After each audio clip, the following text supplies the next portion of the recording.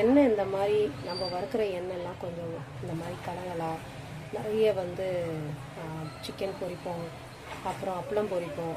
இந்த மாதிரி கலங்களாக இருக்கிற எண்ணெய்க்கு நான் ஒரு டிப்ஸ் சொல்கிறேன், பார்த்துக்கோங்க.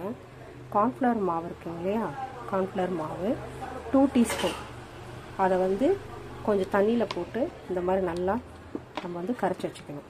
கார்ன்ஃப்ளவர் மாவை ஒரு 2 டீஸ்பூன் வந்து போட்டு இந்த மாதிரி கலக்கி வச்சுக்கோங்க. அடுப்பை கொஞ்சம் சிம்மில் வச்சுட்டு நம்ம கரைச்சி வச்சுருக்கோம் இல்லையா, இந்த மாவை கலவையை ஊற்றி விட்டுருங்க. ஊற்றி விட்டுட்டு நம்ம அப்படியே கரைச்சி இந்த மாதிரி கரைக்கணும். சிம்மில் வச்சுக்கோங்க. பாருங்கள்,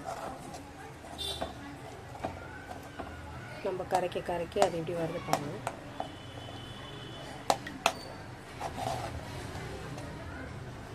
இதில் இருக்கிற எல்லா டஸ்ட்டும் பாருங்கள் எல்லாம் ஒட்டிக்குது.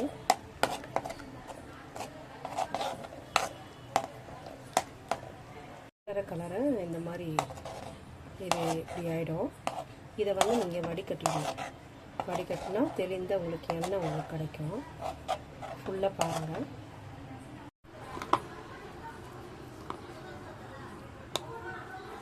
பாருங்கள் எவ்வளோ க்ளீனாக வந்திருக்கு எண்ணெய். உங்களுக்கு இன்னும் க்ளீனாக வரணுன்னா இன்னும் கொஞ்சம் மாவு போட்டு கூட நீங்கள் க்ளீன் பண்ணிக்கலாம். இப்போ பாருங்கள், இப்போ பார்த்தீங்களா எவ்வளோ வண்டல் எப்படி இருக்குது பாருங்கள். எல்லா வண்டலையும் இது வந்து எடுத்துருது. இந்த கார்ன்ஃப்ளவர் மாவு நீங்கள் எவ்வளோ போடுறீங்களோ அவ்வளோ அந்த வண்டலெல்லாம் எடுத்துகிட்டு வந்து இந்த மாதிரி கொடுத்துரும். ஓகேங்களா? இந்த டிப்ஸ் உங்களுக்கு யூஸ்ஃபுல்லாக இருந்துச்சுன்னா லைக் பண்ணுங்கள், சப்ஸ்கிரைப் பண்ணுங்கள்.